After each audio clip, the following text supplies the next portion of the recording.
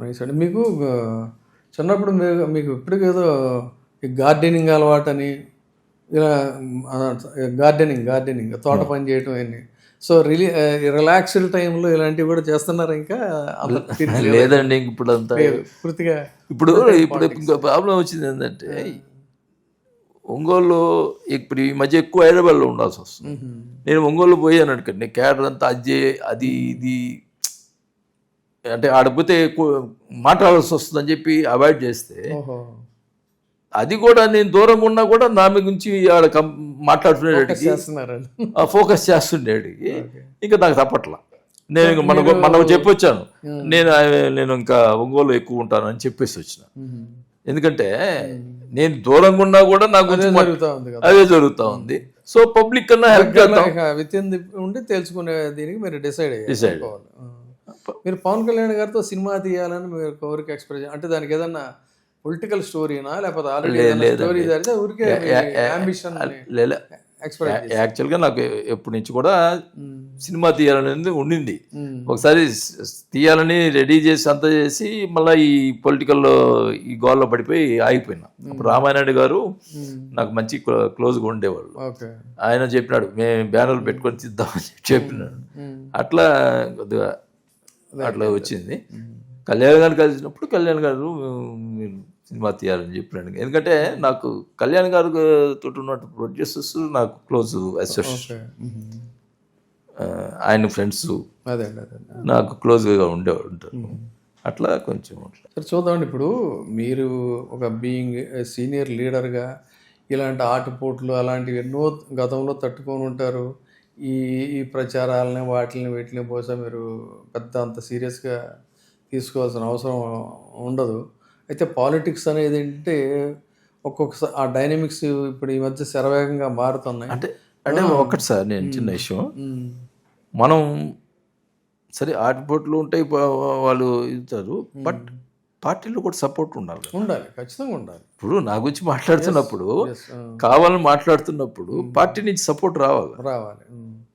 అదే అప్పుడు నాకు కాన్ఫిడెన్స్ ఉంటుంది, చేయగలుగుతాం. అంటే ఈ ప్రాపగేషన్లో నేను ఒకటి మీకు ఇబ్బందికరం ఏమో తెలియదు అడిగేది, లేటెస్ట్గా నిన్నే విన్నాను.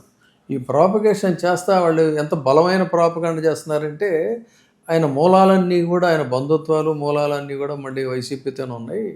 ఆయన ఈ కూటమిలో ఏదో ఒక ఇది తీసుకొచ్చి మళ్ళీ వెళ్ళిపోవాలని ట్రై చేస్తున్నారు, ఆయన ఇంటెన్షన్ అది అనే బలమైన ప్రచారాలు కూడా చేస్తున్నారు. ఇప్పుడు ఒకటండి, ఇప్పుడు నాకు ఈ టైప్ ఆఫ్ పాలిటిక్స్ నేను ఎప్పుడన్నా చేశానా, ఎక్కడన్నా స్ట్రైట్ నిర్మోహటంగా మాట్లాడే వ్యవహారం. నాకు ఇటొచ్చి అట్లా చేయాల్సిన ఉంది ఏమంటే ఓపెన్గా ఇప్పుడు ఓపెన్గా మాట్లాడతా, లేదు నేను వైసీపీకి పోతాను అంటే ఏం చేస్తారండి? కరెక్ట్ కాదు కదా. ఇప్పుడు ఇటుండి అటు సపోర్ట్ చేయటం అనేది, ఇప్పుడు నేను వైసీపీలో ఉండి టీడీపీ వాళ్ళకి సపోర్ట్ చేసిన, సహాయం చేస్తున్నా, నా మెంటాలిటీ అది.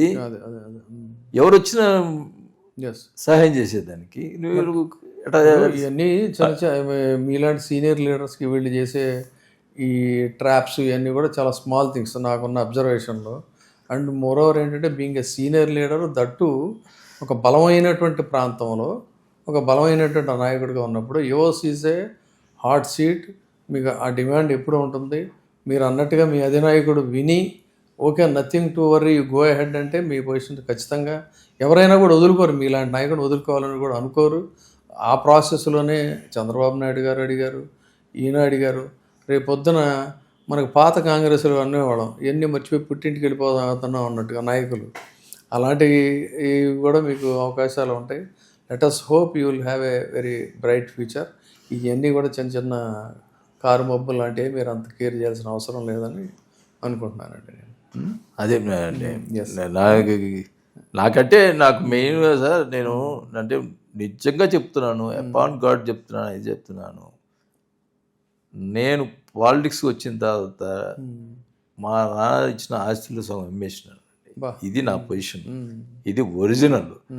ఏంటంటే ఇప్పుడు నేను అది నాకు అన్నాను కదా, ఇట్లా డబ్బులు ఇస్తున్నాడని, అది దాన్ని ఏమనుకుంటున్నారంటే ఎంత సంపాదించాడో ఇచ్చాడనే ఫీలింగ్ నేను ఇందాక మైను రిటర్న్ ఇస్తానన్నా, నేను ఇబ్బందుల్లో ఉన్నా అయినా కానీ రిటర్న్ ఇస్తానంటున్నా. ఎందుకు ఇస్తానంటున్నాను? నేను మాట పడను, నేను ఏదో మైన్ కోసం పార్టీలోకి వచ్చాను అనేది అట్లా అనుకుంటే మంత్రి పదవిని ఎందుకు వదులుకుంటానండి? నా సొంత డబ్బులు పెట్టి బై ఎలక్షన్ నేను ఎందుకు చేసుకుంటాను? నాకు ఇప్పుడు సుబ్బారెడ్డి గారికి మీకు బంధుత్వాలు అయితే ఇప్పుడు బాగానే ఉన్నాయండి, రాజకీయంగా ఉన్నా పెద్దగా ఇప్పుడు కలవట్లేదా మీరు? అసలు ఇప్పుడు కలవట్లేదండి. కలవట్లేదు. యాక్చువల్గా సుబ్బారెడ్డి సిస్టర్నే నేను చేసుకుంది, అవును, ఓన్ సిస్టర్నే నేను చేసుకుంది, సచిదేవి గారు సచిదేవి నేను చేసుకుంది. యాక్చువల్గా అంత ముందులో అంతా బాగానే ఉండేవాళ్ళు. ఆయన పాలిటిక్స్ వచ్చిన తర్వాత ఈ డిఫరెన్స్ వచ్చినాయి. ఇప్పుడు ఎట్లా ఉంటుందంటే ఈ రాజకీయాలు అన్నదమ్ములకి శత్రుత్వాలు ఇవన్నీ. ఇప్పుడు నేను సుబ్బారెడ్డికి ఎంపీ టికెట్ ఇయ్యొద్దని నేను ఎప్పుడు జగన్కి చెప్పలేదు. వాళ్ళు నిన్ను ఇవ్వద్దని చెప్పి వాళ్ళు అపోహపడిపోయారు. నేను జగన్ గారితో 2-3 సార్లు అడిగినా, మీరు చెప్పండి నేనేమన్నా ఎప్పుడన్నా సుబ్బారెడ్డి టికెట్ ఇయ్యొద్దన్నానా? సో ఆ రకంగా డిఫరెన్సెస్, అపోహలు వచ్చినాయి దానికి. ఇప్పుడు అది ఇచ్చిన జగన్మోహన్ రెడ్డి గారికి తెలియదు, అంతే కదా, ఆయన చాయిస్, అది ఆయన చాయిస్. దానికి నేనేం చేసుకోగలుగుతాను? ఫస్ట్ టైము టికెట్ ఇచ్చేటప్పుడు నేను ఎంత అంటే, వాళ్ళు ఏమంటారంటే చిన్న ఇది, వాళ్ళు ఫస్ట్ రాజశేఖర్ గారు నా టికెట్ ఇచ్చేటప్పుడు వాళ్ళు ప్రెజర్ తోటి ఇచ్చారు. ఓకే, నేను ఇప్పుడు కాదన్ను, వాళ్ళు రికమెండ్ చేశారు, 100% చేశారు. ఏది రాజశేఖర్ గారికి అందులో ఒంగోలు టికెట్ అంటే రెడ్డి కమ్యూనిటీ తక్కువ, బట్ ఆ రోజు రాజశేఖర్ గారు టికెట్ ఇచ్చారు. దాంట్లో వాళ్ళు గట్టిగా, అంటే మా మామగారు కూడా ఉన్నారు అప్పుడు, అది మా మిస్సెస్ ఫాదర్, వాళ్ళు సుబ్బారెడ్డి వాళ్ళ మిస్సెస్, అంటే సుబ్బారెడ్డి మిస్సెస్ విజయం గారు ఓన్ సిస్టర్స్. అట్లా ఆమె కూడా గట్టిగా చేసింది. బట్ ఒకటైతే చెప్తున్నానండి, ఫేక్గా ఇప్పుడు టికెట్ ఇమ్మట్టి ఇస్తారంటండి, మనకు కూడా ఏదో క్యాబ్ అంతే కదా, ఉంటే కదా. నేను ఆల్రెడీ ప్రూవ్డ్ ఆఫ్టర్ దట్ మీరు రుజువు చేసుకున్నారు కదా. చేసుకోవటం కాదండి, ఎమ్మెల్యే అయిన ఎమ్మెల్యే నాకు జిల్లా ఒక 2 yearsకి జిల్లా ప్రెసిడెంట్ ఇచ్చి మొత్తం నాకు, ఇప్పుడు రోసయ్య గారు మినిస్టర్గా ఉన్నా కూడా టోటల్గా జిల్లా మాకు అప్పచెప్పాను. రోసయ్య గారితో కూడా నాకు ఎప్పుడు కాంట్రాక్ట్ కూడా లేదు. ఒక పాపం చనిపోయి అక్కడ ఉన్నాడు, కానీ మెడికల్ కాలేజ్ విషయంలో ఒక చిన్న కాంట్రాక్ట్, ఆయన ఏమైనా చీరలు కావాలని, లేదు నాకు ఒంగోలు కావాలని చెప్పి ఒంగోలునే తెచ్చిన. హెడ్ క్వార్టర్స్ ఇష్యూ బేస్డ్ కాదు, అది ఇష్యూ అంతేగాని తర్వాత ఆయనతోటి నాకు ఎప్పుడు డిస్ప్యూట్ లేదు. ఆయన సీఎం ఉన్నప్పుడు కూడా నేను మినిస్టర్గా ఉన్నాను, అప్పుడు కూడా ఆయన నువ్వు నా బిడ్డలు అంటాడు, మా నాన్న ఆయన classmates.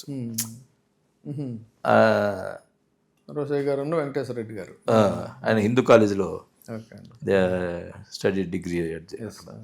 So Guntur Hindu college.